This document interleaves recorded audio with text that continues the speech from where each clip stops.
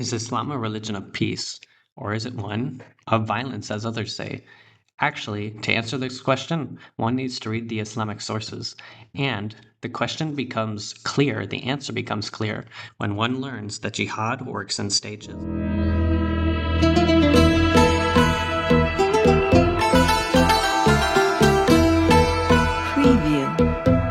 Welcome back to Rooted Ministries. This is Yusuf, and today I'm here with Mark. How you doing, Mark? I'm doing so well. How are you? I'm doing well also. Today we're actually going to be talking about something that many might consider to be a controversial subject, and that is jihad. With much of what's happening in the world today, Islam is at the forefront and many people are talking about it. Some say that Islam is peaceful, while others argue that Islam is violent. And so I don't just want to be another random voice giving his opinion on this. Instead, I thought today we could go through the Islamic sources and find out what Islam itself teaches. So, have you ever heard the verse that talks about, to you be your religion, to me be my religion? Basically, I heard this from a Muslim scholar. He was sharing about his thought from the Quran. Yeah, in the movies and in the media, often they'll cite this verse. They'll say, to you be your religion, to me be my religion. And even once I saw a movie with, I believe his name is Shah Rukh Khan, and he was traveling through the US and he read a verse from chapter 5, verse 32, which talks about to kill one man, it's as if you killed all of humanity. And by reading these verses, you think, oh, Islam, it has to be peaceful. But they don't tell you the context. Actually, that verse in chapter 5, verse 32 that was in that movie with Shah Rukh Khan was addressed to the Jews. To the Jews, it was taught to kill one man as if you killed all of humanity. But the next verse talks about cutting off the hands and feet of non-Muslims on opposite sides and crucifying them. And that verse, 109 verse 6 in the Quran that says, to you be your religion, to me be my religion, they don't tell you that those are actually Meccan surahs. Why is that important? The Quran, it's one of the hardest books to read because it makes absolutely no sense. When we read our Bibles, we go chapter 1, chapter 2, chapter 3, and the story just follows. It tells us what's next. It has a track, so to speak, a narrative that it's following. But the Quran does not follow a narrative. I found that as you read it, it's very difficult because you'll be reading a story, then suddenly it stops, and it talks about a totally different subject. There is no rhyme or reason in the Quran. Actually, the only, rhythm that you find in the Quran is that it starts with the longest chapter at the beginning, and it ends with the shortest chapter. That's the only way that the Quran makes sense. But the text of the Quran, chapters, is very random. You have Meccan surahs, that is where Islam was first starting. And then you have Medinan surahs, where Islam has now begun to take root. This is after the Hijrah. And now, having taken root, Muhammad begins to abrogate the earlier verses, to supersede the earlier verses that were so-called peaceful. And now he's giving the later verses of the Quran that command violence. And that's why you read, to you be your religion, to me be my religion, in some chapters, but then you get into others and you see, smite them above the neck, cut off their fingertips in chapter 8. And then chapter 9, verse 5 talks about how you're supposed to kill the pagans wherever you find them. You're supposed to lie in wait for them. Chapter 9, verse 29, fight them until they pay the jizya. And so you have all these different verses, and people, when they don't know the context of the Quran, when they don't know the difference between the Meccan surahs and the Medinan surahs, it seems all very confusing and rather controversial. But actually, if we just learn about Islamic history some, then it all begins to make sense. Again, Mecca was the early years of Islamic progression, or where it started, but the Medinan verses abrogate or supersede those earlier chapters. And actually, when people think about Islam in certain countries, like the West in particular, They think Islam is so nice.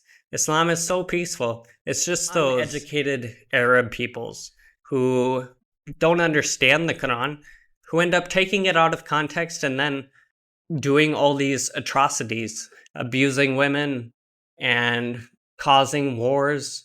It's those people who don't understand the Quran that are doing this.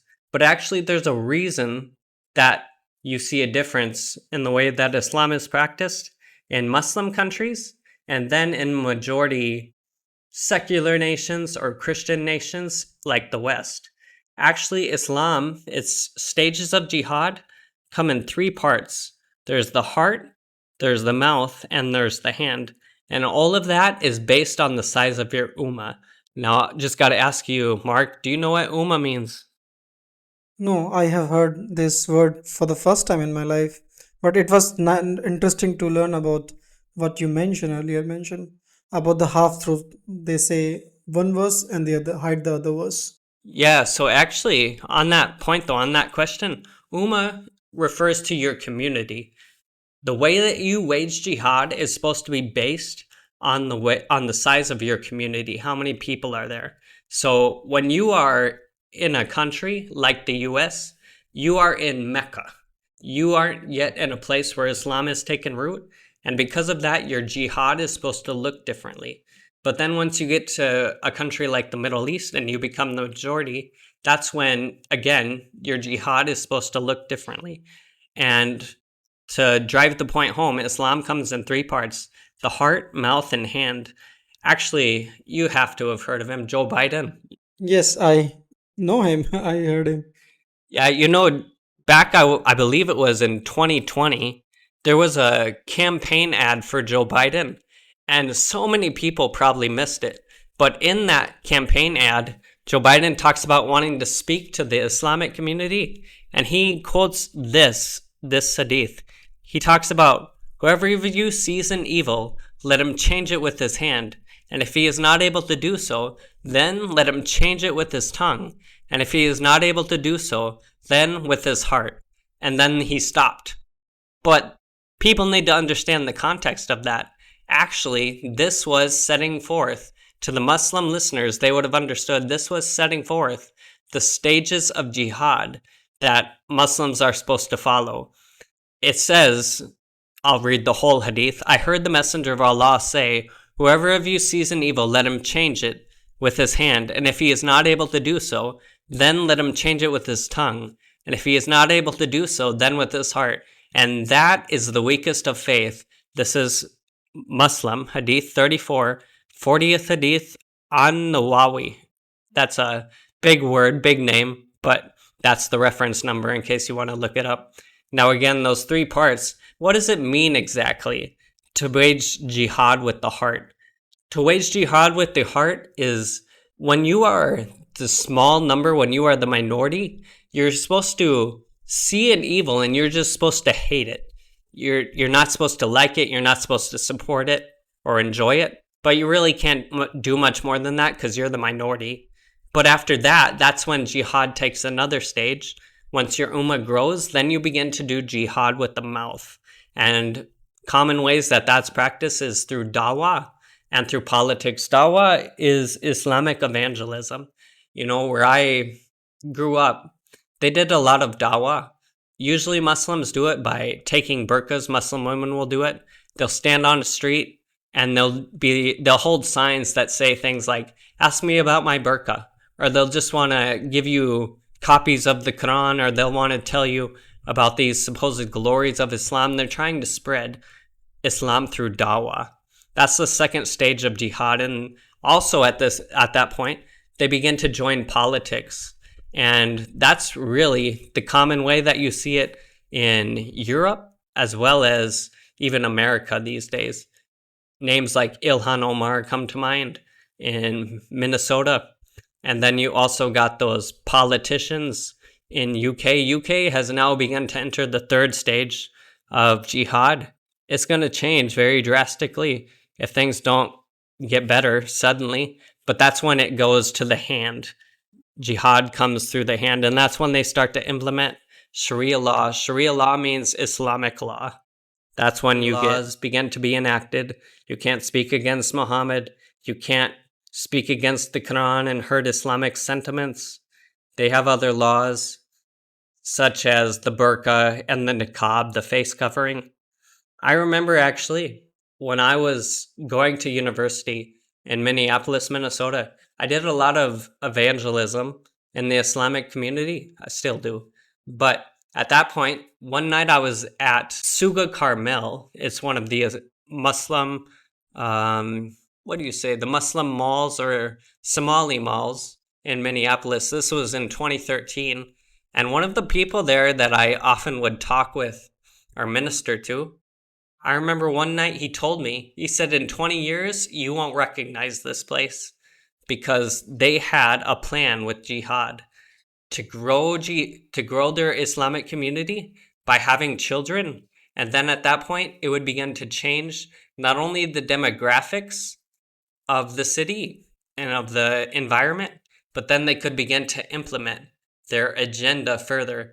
And he's exactly right. That was back in 2013. Now it's 2026. It's not even 20 years. And I don't recognize many places of Minneapolis because that's how jihad is waged. It comes in stages. And that's what's... Have you heard of Zoran Mamdani? Have you heard that name? I think he recently elected in UK. Yeah, actually in New York City. New York City, Yeah, in America. And many Western countries like New York, as well as Minneapolis and Dearborn, Michigan, they're going to learn about Islam the hard way because Islam plays the long game. So many people think, oh, this will never happen. But that's exactly what Islam wants you to believe. It comes in stages: heart, mouth, and hand. And so you're going to begin to see true Islam more and more as it begins to take these powerful positions. Now, some people just don't understand. Muslims seem so peaceful, and sometimes they might be peaceful. But I remember a quote, you could call it, from a friend who is an ex-Muslim. He told me there's no such thing as radical Islam. There's only true Islam. The ones that aren't radical are not true Muslims. And so you do have people that are supposedly peaceful and that don't really follow the way of jihad as tightly as others. But that's because they don't know the religion. They're not true Muslims. And so, again, just taking those verses from the Islamic sources, we learn that Muslims practice what's commonly known as taqiyya.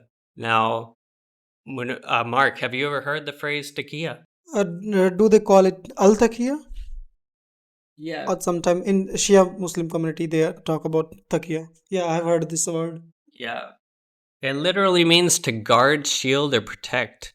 And actually, it's what's taught in the Islamic sources as something to be done when you are in a tough position, when you're the minority. In Tafsir, Islamic commentary by Ibn Kathir, on chapter 3, verse 28, he talks about Al-Bukhari recorded that Abu Darda, that's a tough name, said, "We will smile in the face of people, although our hearts curse them."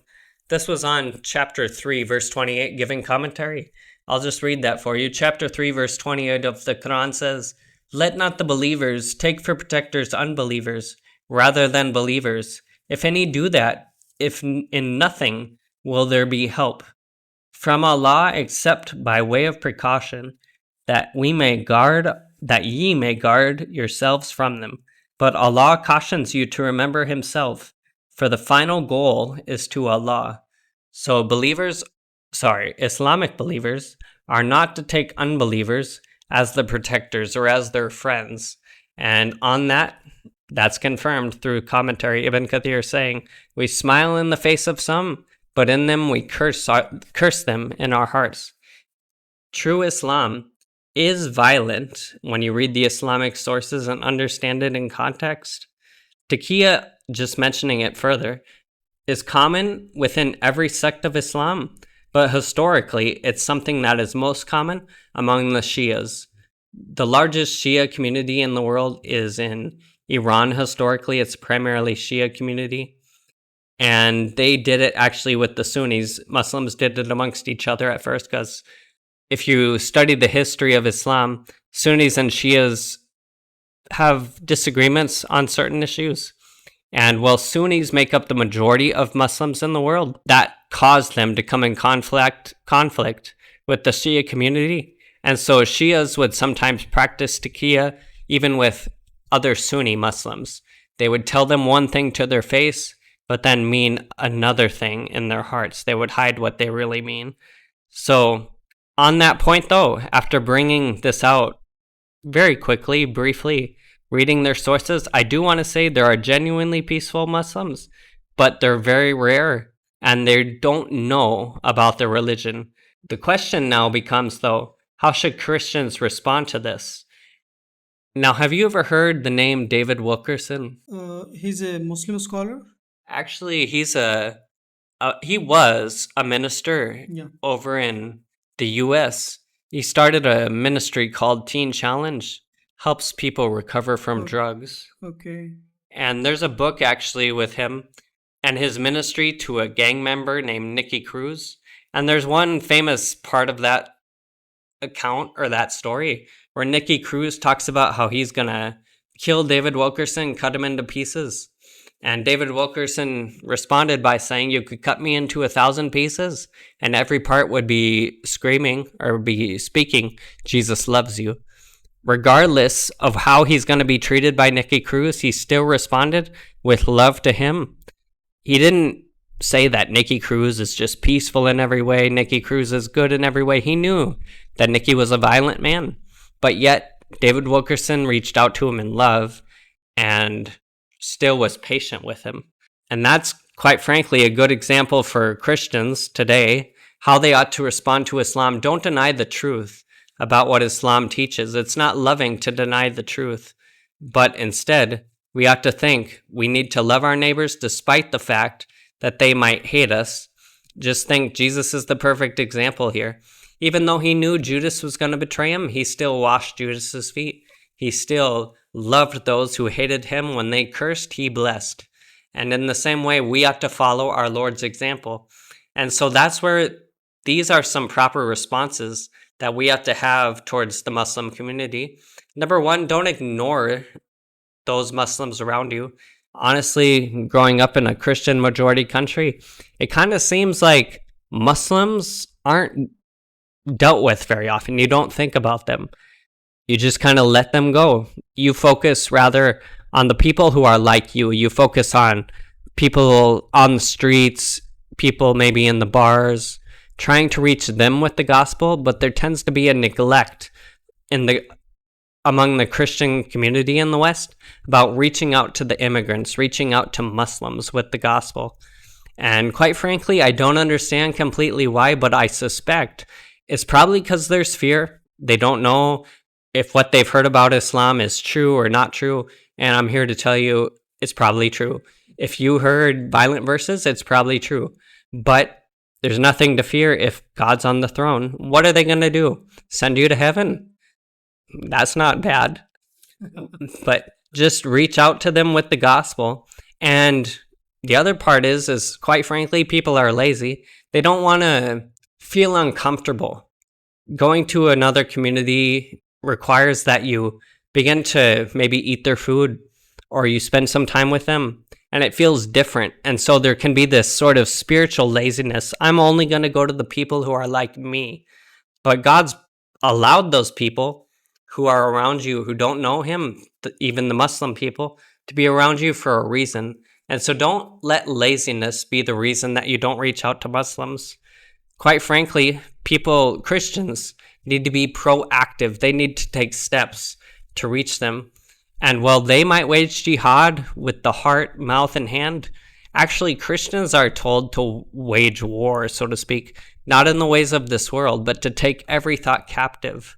In 2 Corinthians 10, verses 3 through 5, talks about we take every thought captive and make it obedient to Christ. Christians need to not be ashamed of the gospel. They need to be proactive in actually doing what the scripture says and waging war not on the Muslim, but on the idealism, on the lies that Satan has caused them to believe. You need to wage war on that by preaching the gospel to them. And one practical thing, one very easy way to begin to do this is to befriend them and start asking questions. Ask questions, not like, how's the weather today? But ask questions with intention, with the intention of giving the gospel. Ask questions like, do you know where you'll go when you die? Yeah, that's a good question to ask. Yeah, It because has intent. Muslims, they want to evangelize you. And they expect you, if you really believe what you believe, to want to evangelize them. I remember hearing a story once of a Christian debater having a Christian debater having a debate with a Muslim apologist. And in the debate, at one point, the Muslim just started going off. He lost his temper and started speaking very harshly. And at the end of the debate, actually, it was Nabil Qureshi and David Wood who were attending it. At this point, Nabil Qureshi was still a Muslim, though later he became a Christian apologist. He's walking out with his friend David, who asked him, "What do you think, Nabil?" Because obviously the Christian had caused the Muslim debater to lose his temper. It just looked so obvious, like the Christian had won. It seemed so obvious. So he asked Nabil, "What do you think of the debate?" And Nabil said, "The Muslim obviously won." And that really surprised David because they were both studying their doctorate at that time. And he didn't think that this was like Nabil to just choose a side because he liked the side. He expected a non-biased response. So he asked Nabil what he meant. And Nabil said, the man, the Christian apologist, was speaking very plain, very forthrightly, but the Muslim apologist, by becoming passionate in the end, showed that he really believed what he believed. And for that reason, he was more convincing than the Christian man. That's my summary of it. Muslims expect you, if you really believe what you believe, to not be ashamed of it then, to speak about it, to speak the truth. And so Christians need to not be silent about this. They need to go into relationships. They need to be intentional.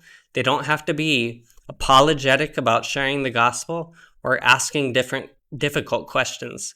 They need to love people enough to do this. And just a point on that, we talked about taqiyya earlier. How do we know if Muslims are lying to us or telling the truth? And I'll just say up front, they're probably lying to you. They're probably practicing taqiyya, regardless of how well they look. I remember once I was in Minneapolis and my neighbor talked about how all religions lead to the same place. She did not believe that. Basically, she was saying, to you be your religion, to me be my religion. But that's taqiyya. And quite frankly, the vast majority of Muslims practice taqiyya. But even if they practice taqiyya with you, still love them. Remember, Jesus said, love your enemies, pray for those who persecute you. Regardless of whether they're practicing taqiyya with you or not, share the gospel with them. They might go into it with the hope of deceiving you, but that's okay. Go there and share the gospel with them anyways. There are some exceptions where Muslims really don't know what the religion teaches. But again, just reiterate, learning English, whether they do or not, we're supposed to show them Christ's love, share the gospel with them in word and in deed, and ask those challenging questions. That's what we're accountable for God to do. So today, just want to end this podcast by saying, don't be deceived about Islam, but respond in a Christ-like way. Be intentional about going to them and sharing the gospel. Next week, we're actually going to talk about practical ways that you can actually go to them and begin to do this, begin to share the gospel with them.